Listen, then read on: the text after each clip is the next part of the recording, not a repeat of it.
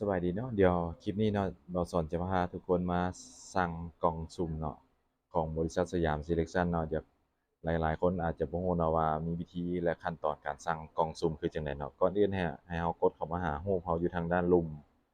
ขวามือสุดเนาะแล้วมาเลือกคำว่า Retail Product นี่เนาะอาเราจะเห็นกล่องสุ่มขึ้นมาแล้วเนาะพ็อปอัปเด้งขึ้นมาเนาะให้เรากดคำว่าซื้อกล่องสุ่มอืม อันนี้เราระบุจำนวนเลยเนาะสิเอาจักกล่องระบุจำนวนไปเลยสมมุติเอา10กล่องสมมุติว่า10กล่องมันจะเป็นมูลค่าขึ้นมาเลยเนาะว่า10กล่องถ้าแม่นสปปลาวเนาะจะได้เสียค่าขนส่งอยู่กล่องละ150บาทต่อ1กล่องเนาะขนส่งไทยค่าขนส่งในไทยรับเองที่บริษัทบ่มีค่าขนส่งเนาะแต่ว่าสปปลาวนี่150บาทต่อกล่องเด้อทุกคนเด้อลองกดสั่งซื้อเนาะกดสั่งซื้อปึ๊บอา มาฮอดนี่จะมีขั้นตอนเนาะขั้นตอนในการ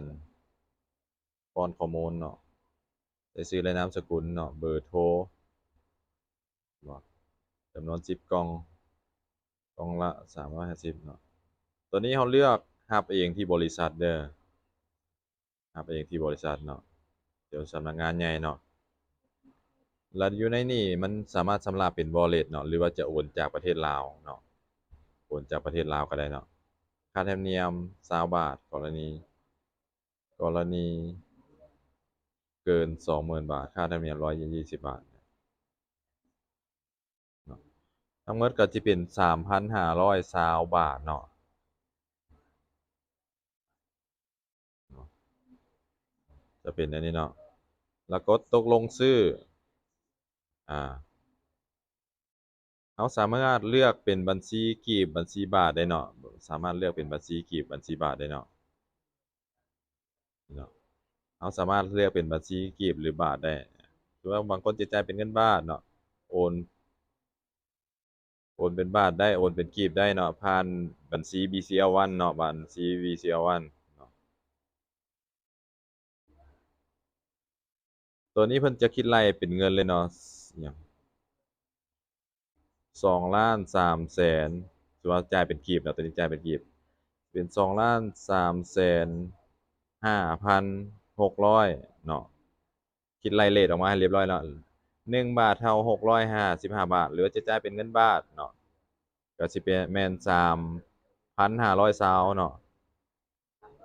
เราก็ไปทำการโอนเนาะโอนแล้วก็แคปสลิปมาเนาะโอนแล้วก็แคปสลิปเราสามารถโอนแล้วแคปสลิป